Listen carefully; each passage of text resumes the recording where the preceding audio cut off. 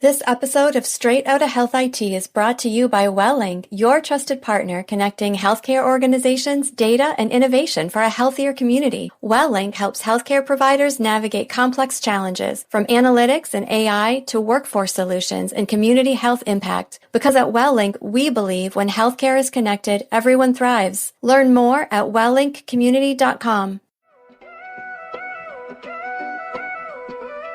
Straight Outta Health IT, the mic stays surgical. Christopher Cunny moves vertical, purposeful. Strategist with the vision, breaking every system's cage. Guests unfiltered, flipping chapters every page. Industry talk raw, no sugar, no varnish. From policies to tech, the convo ain't tarnished. Blueprints unfold, the future in the dialogue. Cutting through the static sharp like a monologue. Change makers in the building, can't ignore. All right, tribe, let's have a conversation first, before I introduce you to our guest, some real talk. Let me ask you something. Have you ever walked into a doctor's office and you've sat down in the exam room? You know the one that has the crinkly paper on the table that you have to sit on. You know, the poster that says something about hand washing, and it's been up there since about 2003. And then the doctor walks in after about 5-10 minutes or so. You're sitting in the room. He looks at his screen and then he looks up at you and says, okay, what brings you in today? And then you think to yourself, wow, didn't I just spend the past 15 minutes outside in the waiting room filling out 17 pages of paperwork? Didn't I sign 4 releases? Didn't I tell the nurse who came in right before him exactly what was going on with me? And yet he or she, gender neutral, will come back in and ask me those same questions. For me personally, someone who's actually in the industry, and I'm sure for you individuals who may not be in this industry, how do you feel about that? Isn't that frustrating? You feel like sometimes you're not being heard? That's just not an inconvenience. To me, that's a data problem. And in healthcare, data problems cost lives. So today, we're going to talk to an individual that's going to help us figure out actually how we fix this. So for those of you who haven't listened to the program before, my name is Christopher Cunny, and welcome back. And for those who've been here, welcome back to another episode of Straight Outta Health IT. We are the podcast where we pull back the curtain on business, technology, and yes, sometimes the absolute chaos that exists in healthcare, in our healthcare system. No filters, no fluff, just real conversation with people who are actually building the future of healthcare. When I'm not doing a podcast, I am the managing partner for IoTech Consulting. We are a healthcare technology management consulting firm. I also serve as CTO for Ask Me Your MD, which is a virtual telemedicine platform. And most recently just finished my first book called Diagnosing Distrust: Why People of Color Don't Trust the U.S. Healthcare System, and how we can use approaches like what I call health equity to change the dynamics and help cure the problem. I spent over 25 years or so in this space as a CIO and an advisor. And now I'm on this side of the aisle shouting from the top of the mountains about how we can improve healthcare. And today I'm fired up about our conversation that we're going to have, because my guest today is tackling one of the most stubborn and most expensive and most consequential problems of all of healthcare, and that is fragmented patient data. He is a co-founder and chief technology officer for Zus Health, a healthcare data platform that gives providers real-time, comprehensive view of patient complete data healthcare history through what they call the common patient record. His career spans more than 2 decades in Boston startup ecosystem, including leadership roles in Intesia and OM1. He is one of the sharpest minds at the intersection of data architecture, compliance, and healthcare innovation. Welcome today to Straight Outta Health IT, Mr. Philip Wickline. Well, thank you. It's a pleasure to be here. I'm looking forward to this conversation. Philip, thank you so much for finding time out your very busy schedule to have this conversation. All right, let's get started, man. Before we get into the deep end of the pool, I always like to talk to my guests and get their origin story. I want to know what brought you to this space? What brought you to the role of CTO at Zus? And before the platform and the architecture and the AI strategy was built, who was actually Philip Wickline? And how did you end up spending a career obsessing now over health data? Yeah, so it's interesting. I actually think of myself as new to health data, though that, given my age, that still is, well, it's 10 years now, I guess I've been in healthcare data. Before that, I was a chief technologist and VP of engineering and that sort of thing, focused on a number of different kinds of products. It turns out when you look back in retrospect, the thing that unifies them was that they were always about understanding data at large scale, driving exactly a lot of data. I didn't plan it that way. Right. The universe kind of conspired, I guess. Yeah. Bring it all together. Yeah, my academic background really was in very esoteric logic and type theory and programming language design and so forth. But somehow I found my way into this space of harnessing, first originally really in information retrieval, and then expanding out into all sorts of other, large scale data warehousing, and then eventually made my way into healthcare data. First, looking at healthcare data for really driving research for pharma as my last employer of OM1. And that introduced me to this whole space, right? And I actually had not planned to get into healthcare data and healthcare. How did you stumble into this then? Yeah. So the truth is, it was in 2016, I guess it was. I'd come off yet another startup that I've been working on that I was excited by, but it was time to move on. I was looking for a new opportunity, and I was working with some of the folks at General Catalyst. They were introducing me to some of their portfolio companies. Sure. And so this was lots of opportunities there, and I'm a sort of serial startup guy. I don't seem to be able to learn that lesson and to not get involved in early stage startup. Right. Exactly. And I was actually looking for a later stage opportunity, something more at scale, something more, already found its product market fit. Sure. They introduced me to Dr. Rich Licklick, who's the founder and CEO of OM1. And I really took the meeting as a courtesy. I'm not sure Rich, so if he ever hears that, he may be now you know the real story. Courtesy, like, okay, I'm working with these General Catalyst guys, and they want me to meet this guy. And I walked in and I met Rich in the offices there. And the first thing he said to me was, Philip, we exist to improve patient outcomes. And I mean, really, he had went, damn it, now I need to listen to you. That sounds important. I can't just from that, Absolutely. And that really was the catalyst for me. I had a series of meetings with Rich over a couple of months where every one of them was of the form, well, Rich, this isn't really the sort of thing I wanted to do, right? Sure. Later stage, you're really early pre-product market fit, not a lot of revenue or customers or anything. Yeah. But tell me more about how you're going to help outcomes. Tell me more about what this feeling compelled now to learn more. Yeah. And I finally, and I had worked in a bunch of different areas of technology, some of which I thought were fulfilling. They optimized certain kinds of processes, and they were valid things. I had kind of I'd spent a little bit of time in marketing technology, and while the problems are interesting in that space, I just didn't find them fulfilling. The reality of passion, there was no passion behind that. Yeah. Well, and also the way I look at it is this: startups are really hard, right? Mm-hmm. Starting something creating something, going from 0 to 1 is really hard. And you're going to have some amazing days when something works and you're exhilarated, but you're going to have some really low days too. Absolutely. And when you're having a low day and then you look at sort of the societal value of what you're building and it's not there, makes it even tougher to get motivated. It's a lot tougher. And the reason I came to where I am now working in healthcare stuff, and the reason I've stayed, is I still have hard days. There's still tough days when something doesn't work right, or customers not happy with us, or we miss an opportunity. It's good to think, but I'm working on something that's worth working on. Right? Win or lose, and we might lose, right? But win or lose, it's worth the journey, and it's worth my time. And that, even if I didn't succeed in this little step, the bigger picture, I can feel okay about what I'm doing. So that's exactly how I got here.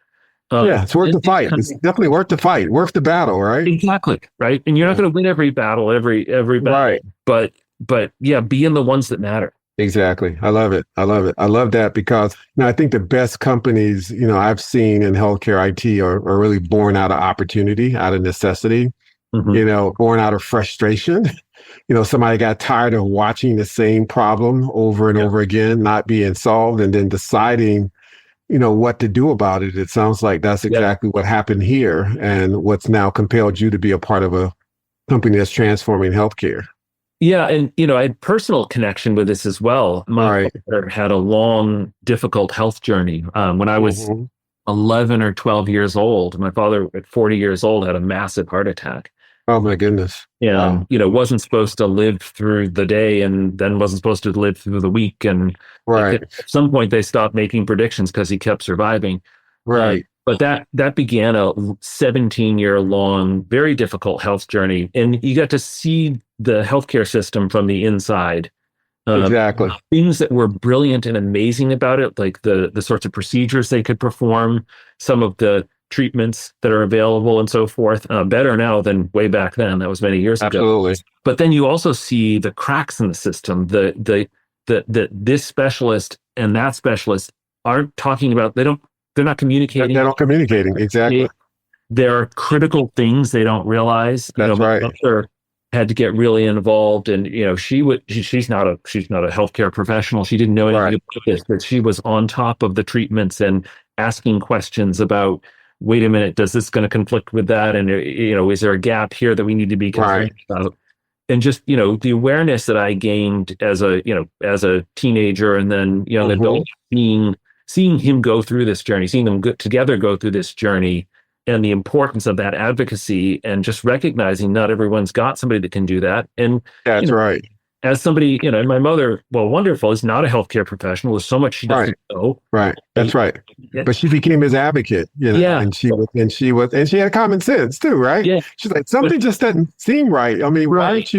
why aren't you guys talking to each other? That's right. And so I came away from that Right. thinking, wow, we have so much amazing technology in healthcare in the country, technology to perform these interventions. Mhm. Like if you're I read somewhere once somebody saying, like, if I'm having an acute condition, I want to be Sure. anywhere else except in the U.S. healthcare. If I've got Absolutely. a chronic problem that needs to be managed, Right. we don't actually have a great system for that. Yes. We've got a little ways to go. Absolutely. And so Absolutely. that really gave me this perspective of, okay, if we can sort of pull together the whole picture on patients, if we can track them longitudinally, we can use data to help us do a better job of that. There's real opportunity here, right? And that was Exactly. sort of the founding of Zus. So, my co-founder is Jonathan Bush, who's well known as the sort of Yes. co-founder and CEO of Athena Health, one Exactly. of the EHRs. But when we first were introduced, really in the COVID summer of 2020, he had this really strong picture of the sort of level of customization and data-driven capability that he wanted to Right. care, which he'd struggled to sort of in the later years, Absolutely. to take that at that point, which was a very mature product with a lot of legacy code and systems and so forth. Exactly. And it's also hard to move a company when your revenue base and your customer base is in one place to really address a new thing. He was really That's inspired and had And moving to the cloud too created a tremendous more opportunities around the ability to share data to a much more diverse audience of technologists and providers, et cetera. So, and those technologies, legacy technologies, weren't really built as native cloud platforms either. Yeah. And I think the Athena platform is outstanding and really one of the leaders in that space, and is actually more tech forward than many, but trying to get to this next level. And I think I have a perspective now I didn't have then about what holds back EHRs and why they're not where some of this innovation is going to happen. And we could talk about it if you're interested. But anyway, he had this vision. His vision was about healthcare at information speed, right? Exactly. And that really connected with my sense of there's so many areas of human endeavor that have been revolutionized by application of data, right? To drive and optimize what we're doing. There are places that happens in the overall healthcare ecosystem, but in the actual, at the point of care, the actual care of patients, it's pretty damn limited. It is. Healthcare has been resistant to that. Yeah. And it's a paradigm shift to your point, because so much of traditional healthcare was based on what was inside the clinician's head. Yep. versus being able to gain access to a broader set of information across a wider distributed set of data, and then aggregating that to make more informed decisions. And I did want to jump into really just that whole data fragmentation component of it. It's the problem that nobody really wants to admit or talk about. When we kind of set the stage around this conversation, and for everyone that's listening, whether or not they're a clinician or an executive or a technologist or someone who's just been trying to figure out how to navigate this system, trying to understand the scale and gaps that exist in our healthcare system when it comes to health data fragmentation. Give us your perspective on that, and give it from the perspective that individuals who are trying to figure and navigate this thing out on a day-to-day basis, those observations you gained through the 20 plus years or so now being in this space. Mm-hmm. Yeah, I mean, it's a hard problem, right? I want to give the industry and ourselves and the world some credit here, right? It's not an easy problem, and we've just been lazy or we're not smart enough to solve it, right? As a society, it's a genuinely hard problem. I've worked on deep data applications in a lot of different areas, and each of them have difficult data. None of them have data as both deep and complicated as healthcare data, and also as diverse and heterogeneous. And, people will complain about standards and lack of standardization or too many standards and stuff like that. But I think they're really missing the point, right? We're describing the human machine and its workings, and its failings and so forth. Mm-hmm. This stuff has to be super complicated. That's right. This is not a simple system that we're describing. I also think one of the big factors here is actually where we're a victim of our success, right? The growth of the ability to have super specialized doctors with super deep specialties where they have the science of how they've been able to figure out all sorts of specific conditions and treat them. That creates that kind of specialization is incredibly beneficial, but it also creates this balkanization. It also creates silos and a situation where it's going to be very difficult for anyone to stand all of that and see all of that and collaborate across all of that. Exactly. That's right. We're a victim of our own success in some sense there. So we don't want to wish away some of the things that make this condition, absolutely. But we still need to solve it, right? And that's right.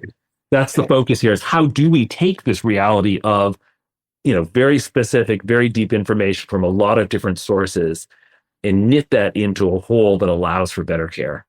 Yeah, no, I completely agree. And I do think, to your point, the fact that we've got folks who now truly specialize in given areas of healthcare creates a fragmented delivery model and a model to some certain degree that we don't think about the care from a holistic perspective, right? We're only thinking about our lane, and that lane is definitely influenced by other parts of your system, mental, physical, et cetera, food, all of those things.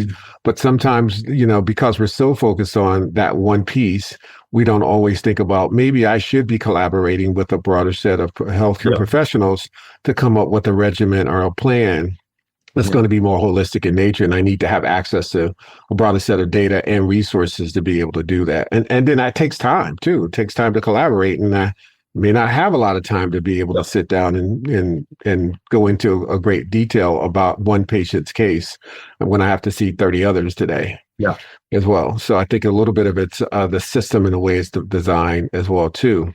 Let's talk a little bit about the actual cost of that, not just from a financial standpoint, because I think it's clear, what I hope it's clear to many, that there is a financial issue associated with the fragmentation of this data, but the human cost. I mean, you talked about your dad, what happens to patients when their data is actually fragmented? Give us your perspective on that. Yeah, I mean, my perspective, so we get inspiring stories, anecdotes from our customers on this.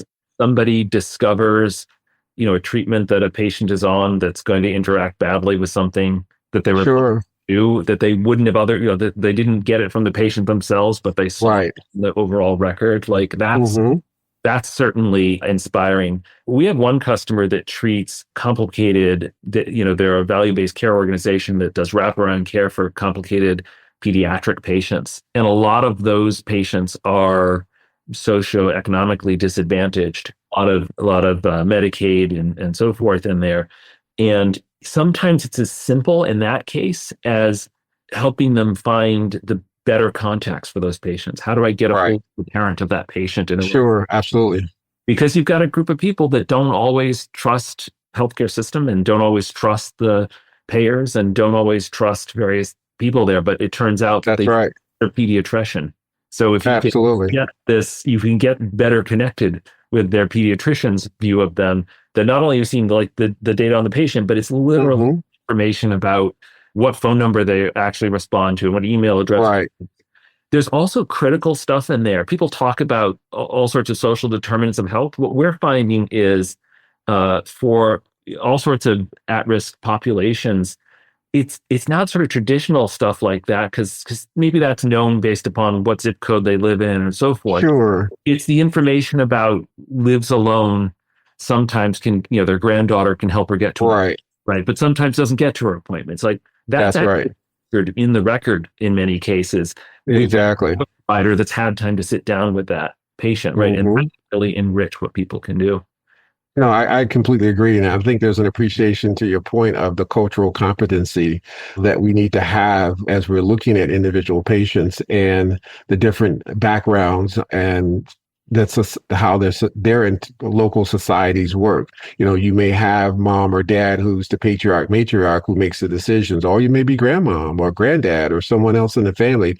Or maybe I'm a first generation person here who doesn't speak very good English. And so I need to have my granddaughter here having a conversation as well too. So we have to be sensitive to those things as well. And then part of my book that I talk about is the whole trust factor and distrust based on historical contexts that have happened in this country of people being mistreated through the healthcare system. And so we have to take those things into account as well too. To your point. And we need to be able to capture that information in a way that provides, a broader perspective on who this individual is so that we know how to treat them in the most appropriate way and meet them where they are.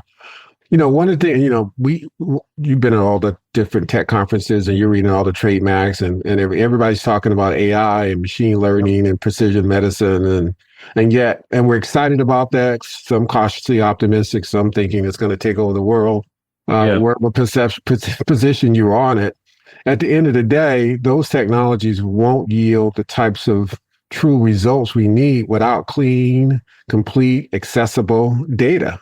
If the data is still a mess, if the data is limited in perspective, if it doesn't capture all the different components you talked about as well, is it really going to be a significant game changer in this market? And we still have a big data problem that's pretty significant, even here in 2022. Give me your perspective on how organizations are tackling the fundamental component of that, because that's the foundation, right? If you don't have good data, how do you create good results from it?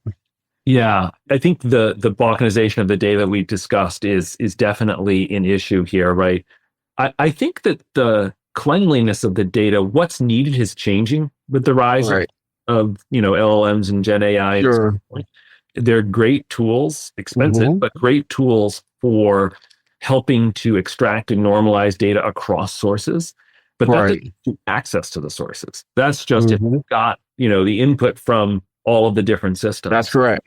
In the US right now, there are 3 or 4, depending on how you count, major national, CDA-based document exchange networks. There's 2 or 3, depending on how you count, major national ADT networks, admit, discharge, and transfer networks. There's, 1 major source for prescribing information. There's major national labs plus tons of, locally owned and regional things. There's 68, I think, state and metropolitan area HI, right? Yes. There's a huge amount to connect into there, a huge amount to find for the data. And, some people, some patients live only in one metropolitan area and they only see a few providers within there. Sure. But there's lots of, elderly snowbirds that have, they live half the year in one part of the world and half the year in the other part, right? Or just they're visiting their grandkids. And when they're visiting their kids are in another city and different things happen. And also, if That's you're right. in a rural environment with fewer local providers, you may be traveling long distances to get to them. It's a very complicated problem to figure out for any given patient, where is the quality of their data located. And AI can help you build agents that will go out and look for that. But that's its own problem. It's just assembling a picture, right? Absolutely. Once you have that picture, AI has a lot of promise for helping you normalize and interpret and apply that, right? And we've been definitely, we came into, I'd like to say in 2020 when we were working on founding Zus, I knew that the Gen AI revolution was about to take over the world. Right. And that's why we timed it as we did. I did not know that. It was happy. I was going to say, man, I wish I should have got some lottery tickets from you. It turns out it was the perfect time to do this. Right. Absolutely. Did I know that then? No. In our very early days, we were trying to do a lot of rules-based, expert system type driven normalization, extraction, enrichment, et cetera. And those things are still valuable, and AI can actually help you develop those, but also then when needed, bringing in, carefully scoped, carefully managed, carefully controlled, it can give you a lot of power of sort of deep clinical information discovery. Yeah, I think that makes sense. Real places where that's very valuable. No, absolutely. Well, I think that's a perfect segue, quite honestly, into what Zus is actually doing, because you're not just, diagnosing the problem, you're actually building solutions to really address it, right? So tell us a little bit about this common patient record. Well, what is it? How does it work? Why should every provider in America care about that right now? Yeah. So we started with this notion, which I think, to me, because I've been living and breathing it for the past 5+ years, it seems obvious. Right. I think it is not still the accepted paradigm.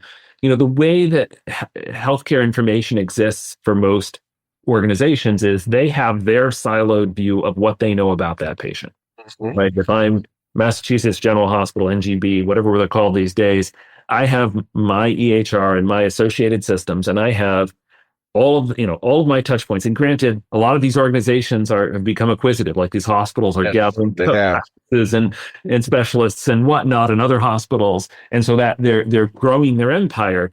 But ultimately, I only have my own touch points with that patient. Right. I may have, through some of these networks, the ability to get a document from some foreign to me, but typically those are unintegrated into my world, and they're an extra step away and an extra set of clicks and a lot of analysis and so forth. We started with the notion of why do we want? I mean, that's essentially a provider-centric view of the world. It says providers are at the core. Let's see all of that providers' information about their individual patients, what they know. What if we go the other way around? What if we take a patient-centric view of the world? We say patients at the center. And so, the number one thing our system does is establish identity of that patient across all of these different systems. We're in 30 plus different information systems, sort of, national, state, metropolitan scope systems, and growing all the time. Right? There's always several more that we're adding. In addition to that, every one of our customers has APIs that they can add their own perspective on that patient, and we're integrated at sort of an EHR level on many of these customers with their patients. So, that turns into hundreds and thousands of different views of the patient data. Establishing what the patient is, and then centralizing everything around that. The CPR, or common patient record, is this patient-centric view where everyone who has it starts with treatment, a valid treatment relationship with that patient, can actually data about that person in real time. And part of what happens when you sign up for our platform as a customer is you're agreeing that for all of the, what's called designated record set, for the sort of care information, which, under various regulations and laws is meant to be shared among with the patient. That treatment, you're agreeing to share that with other people on the platform and share that reciprocity through these networks with other extended members of the ecosystem. Exactly. And that's at the core of what we do. And it's kind of funny because it seems obvious, but it's a little bit radical, right? Every other system you look at, for the most part, is sort of either it's payer-centric or it's provider-centric or it's right?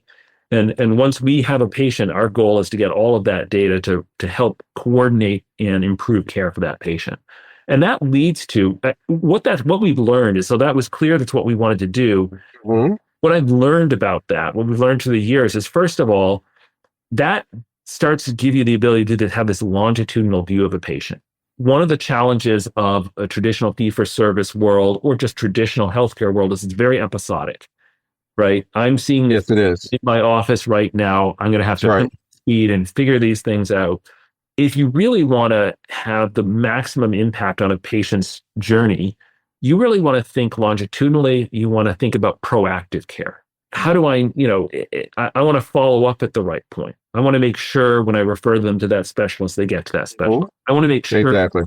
when they're discharged from the emergency room or that inpatient stay, we've gotten the records and we've got the follow-up care and a summary Sure. into them, and I'm on top of that, helping to smooth that and make things happen. Right. It is, Now, by nature of setting this up too, are you kind of forcing that collaboration to happen? Because now you're giving the patient the ability to have access to, let's say, 10 different providers, primary care specialist, urgent care, ED, behavioral health, you name it. They all now have this, you have this centralized repository of information or aggregation of this patient's overall history. Does that to some degree compel a provider who is working with a patient that has chronic diseases, for example? Does that, I won't say force, but at least encourage them to want to find better ways to collaborate with other providers to figure out how to do a more holistic treatment plan for that patient? I think it sets up the conditions where that's possible. I think there's a chicken and egg problem here, or reality here, where our customers tend to be organizations that see the value of a longitudinal and proactive approach to health. Sure. And some of them are because they're in value-based care settings, but some of them are because they see that as a better way to deliver what they're doing in whatever part of the healthcare system they're in. So I don't know if we're influencing them or we're essentially, it's selection bias. We get the people that see that as opportunity, value. Yeah. The virtuous cycle of, they're interested and they're motivated, and we're trying to support that and we're trying to help that. So I think now, is this patient managed, patient control? I mean, is the patient now going in with access to this common record and taking it into their cardiologist and saying, look, here's everything about me. I need you to take a look at this. How do you convince that, specialist to say, take a look at the complete record? Yeah, that's a great question. I wish it were more patient directed. Right. We're at a moment where, so the reality is the history of the networks that share this data and some of the challenges of HIPAA, while in spirit and in theory was all about enabling patient access to their own data and control. Sure. There are aspects that have really discouraged the providers from actually enabling those patients. There is a moment where both TEFCA, which is, the new national framework for sharing data, which was mandated by the 21st Century Cures Act, which, ironically was signed a couple of months after I got into healthcare tech. Right. Sort of, I feel like I've grown up in that world, where TEFCA has a provision for what's called IAS, individual access of patient data. Today, existing networks, most of them have a provision for individual patient access, but they don't require providers to respond. That's right. And so because the providers are not required to respond, you can make the request, and for the most part, as a patient, you will not get the data. If as a provider, treating provider, you request, you will get the data. Exactly. Under TEFCA, in theory, we are entering an era that's sort of phasing in over the next couple of years where there'll be required provider responses on that. So that opens up a new era of patient access, which I'm excited about. I think could be inspiring.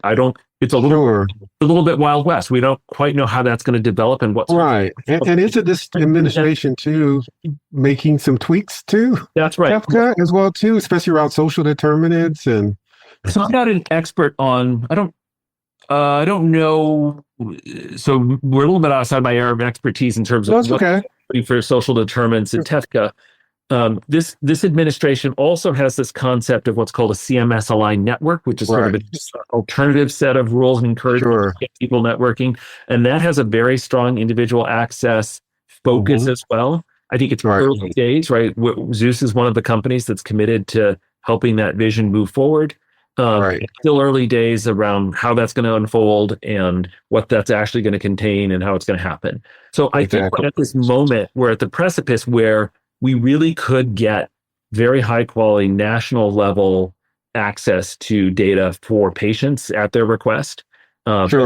Still early on that. We're going to have to see how it develops. There certainly are people out there that are developing applications that are attempting to essentially work with the existing architecture and framework and offer that to patients. There are caveats and challenges to doing that, but there are some sort of personal health data access apps that are trying to close that gap today already.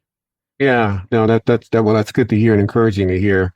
I'm curious from your perspective too, the vendors, the EHR companies as well, their appetite for TEFCA, for a platform like this that's allowing you to aggregate data from a wide variety of different systems. And does that, in some cases, do they have the take that somehow that's making us more vulnerable as well too, because you're not going to use some of our interoperability tools and analytics and systems as well too. And I know that's a little bit of a landmine, but just curious. I think there's this fair amount of variety there in how different are approaching this. We have some EHR partners. So Zus actually has our Zus profile, which we call the ZAP. I think it stands for Zus Aggregated Profile. That can show up embedded in various EHRs. And some EHRs have welcomed us in and seen this as an advantage and as a real opportunity. And sometimes those are sort of younger, more challenger type EHRs typically. Some of the older, incumbents, I don't know if they've held us out. I certainly wouldn't say that, because what we tend to do in those scenarios is to embed as a Smart on Fire application and show up within that context. I think the quality of the Smart on Fire technology varies a bit across incumbent EHRs. Some are excellent, and some are, they check a box of they have it and not exactly outstanding.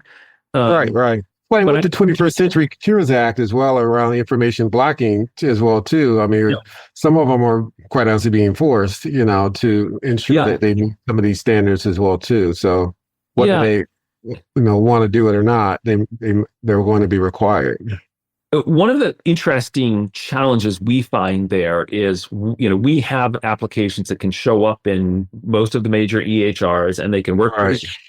One of the challenges is sometimes not the EHRs themselves. It's that if you are a practice that was acquired by a hospital system that was that hospital acquired by another hospital system, and your EHR instance is now managed by somebody many steps away from you, and you want to enable an innovative application to help your care, you've got to convince somebody in IT a couple of steps removed from you to hit the button to say, yes, we'll give permission for this. And so that is that information blocking? Not exactly, but it's definitely information stifling. And I do think it's a cultural shift. And I think too that, and kudos to, I guess, to some degree to those legacy companies that they've conditioned a lot of these health systems, IT organizations to not think outside of the box, that it has to be, their monolithic platform integrated with their system, with their name on the logo in order for it to work, or it's going to be a challenge to layer on top of that technologies that will expand the reach of that data to other tools and other systems. That's right. And so I think we've got, to your point, a little ways to go to convince the industry, especially those monolithic organizations, that there's strength in being able to share data, and it doesn't actually put you at risk. It actually makes you stronger. It makes you more valuable to the market. Yeah, and the reality is there's a lot of important and real motivation to protect patient privacy, to make sure that disease correctly, to avoid. Yeah, but sometimes that's a cop out. I mean, I'm just going to be honest. So because we've got HIPAA, we've got all the other rules that I'll say this. There are good I can reasons. say that. Yeah, but I'm going to agree with you. Yeah, There are good reasons for the rules. There's good reasons absolutely. for trying to protect important things. Absolutely. The zealousness with which certain organizations pursue those rules, I think, has more to do with their bottom line than it does with. Exactly, which is my point as well, too. When a patient is trying to manage multiple chronic diseases with multiple different specialists across multiple different systems, that is the real measure. At the end of the day, we should be thinking about how do we reduce the friction around making that happen so that individuals can get access to the information they need and give it to healthcare and have it accessible to healthcare professionals so they can make the best decisions possible, not to sit there and limit their ability to have access to it, which I think is unacceptable. And I think we see some of the biggest EHR vendors are actually some of the best data sharers, like actually their data out, the highest data. And, it stands to reason. They have the budgets to actually invest and do that stuff right. But there still are these just systemic structural things that get in the way of innovation, get in the way. Right. Yes. Right. Which, let's give people the benefit of the doubt sometimes. That's right. It isn't always people protecting their business model. Sometimes it's just difficulty. One thing we have seen is that we've had to get involved in some of the national committees working on these rules and so forth, because I think out of, there'll be groups of people that come from a very traditional fee-for-service, old-school healthcare world that propose rules, which I think are honestly meant to protect data and privacy and so forth, but they don't take into account some of the growth of proactive care models, right? And not intentionally, right? But absolutely, we've sort of spearheaded. We've had some people on our team spearhead conversations and bringing forward some of these more proactive care providers to say, look, here's what we're doing. Here's why that way versus here's a different rule which tries to protect the same thing, but still more proactive models. No, I agree. And I think there's a whole nother podcast we can have on, what Dr. Daniel Dawes calls the political determinants of health. Those policies and laws and regulations that can have an impact, both positively and negatively, on our ability to innovate and get access to the data in the right places at the right time. So I have to bring you back and we'll delve into that discussion. This time is flying. I knew it would because you've got such great insights. I just have a few other questions before we wrap up this segment of the program. We talked all about, AI and, we beat that horse as well. So I'm not going to circle back to that and some of the other challenges. I really want to talk about leading and leadership. I love this podcast because I get a chance to talk to a lot of different people, providers, payers, patients, innovators, et cetera, about what's happening in this space. And for someone like yourself who's, had an opportunity to work in a number of different verticals and had a number of different roles throughout your career, you're not just, a hands-on CTO, you're someone that's leading not just from a technology platform, but from also engineering culture as well, too.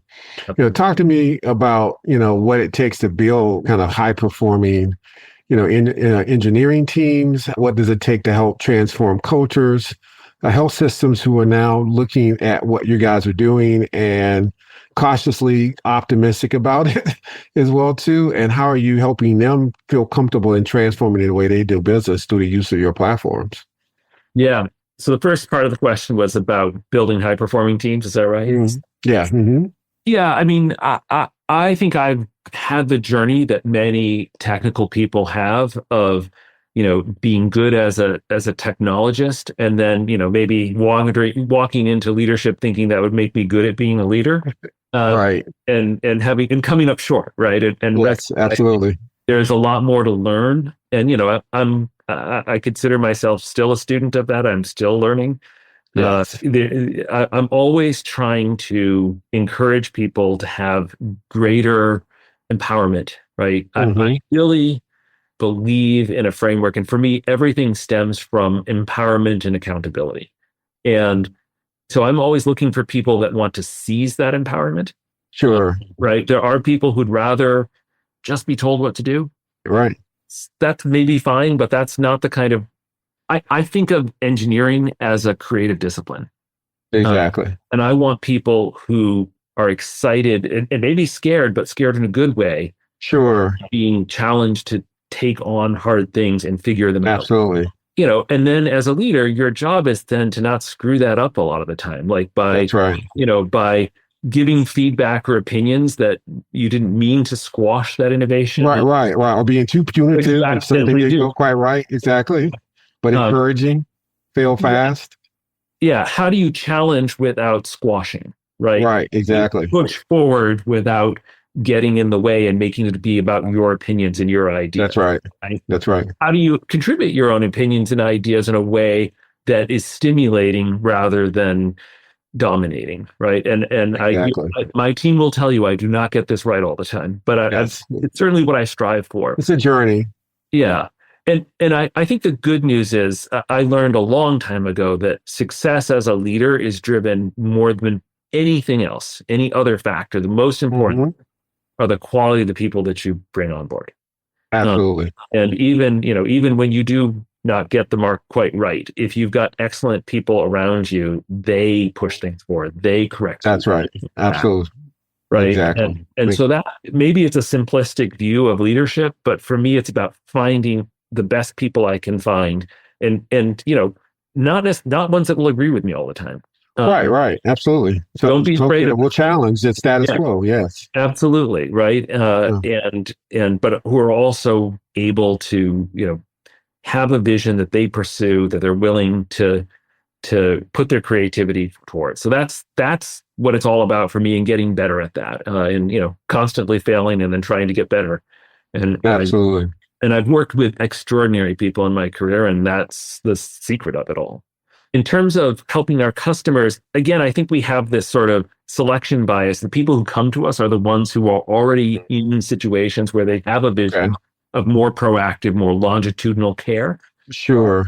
But then that comes, I've actually, just in the past, 6 to 9 months, I've been spending a lot more time with Zus customers than I had previously. And it's been great. So I'm learning firsthand their challenges, right? And their challenges may be getting connected to, they have some practices that are on some long tail antiquated EHRs, and those data, how do they get that data into this world? Or how do they convince those people to switch EHRs? Or how do they better arm those providers with sort of the next best action for this patient that they're going to see next, right? So I think it's a lot of I do a lot of listening and then jointly problem solving with leaders at these teams on how do we take the platform that we've built and realize the promise of it in the real world of healthcare, where there's all sorts of barriers, there's all sorts of challenges, there's all sorts of and not enough time for those providers to do their jobs in a way that they would like to do it. Absolutely. And optimize that. So I feel lucky that we are, again, it's a self-selected group of people, group of customers that are really inspired to do different things. But then our job is to be their partner who can enable all of that connectivity, enable all of that access to the data and analysis of the data to drive the vision that they have of care. Makes sense. Well, we're at time, but I do have one final segment, and we're going to do it in literally 1 minute. Okay. I call it my lightning round session, and I'm going to just ask a series of questions, and first thing that comes in your head, it's kind of like a Rorschach test. Just spit it out. So first question, EHRs, essential to infrastructure, or one of the most expensive mistakes in the healthcare history? Short answer, EHR is mostly for billing. Yes, good answer. Very good PC answer. And you're absolutely correct.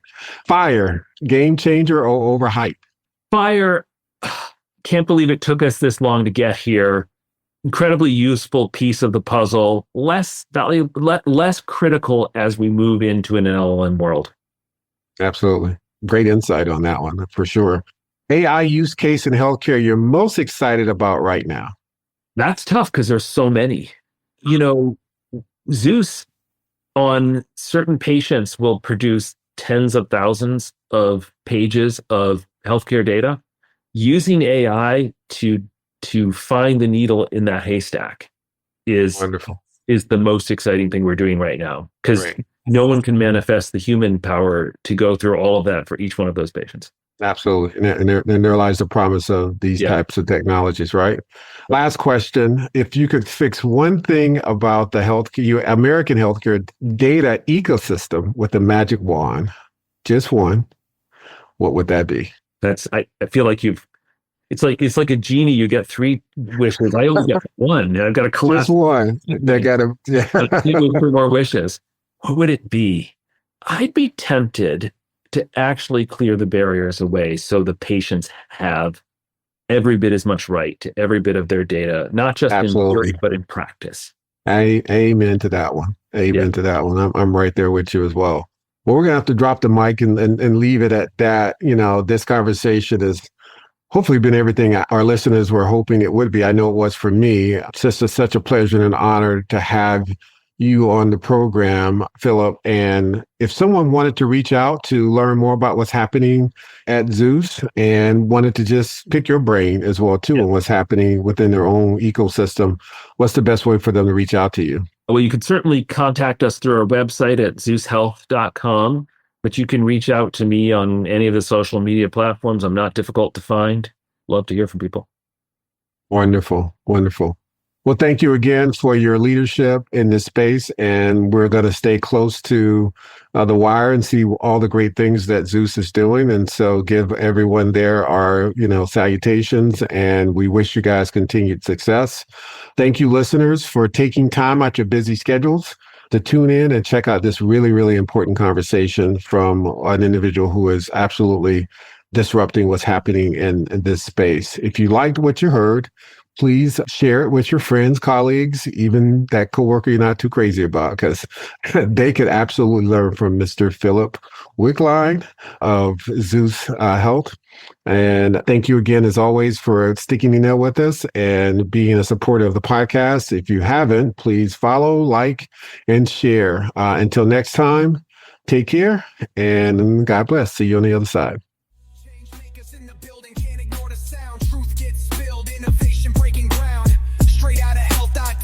Where the talk stay free, tune in, turn up, this is where you want to be.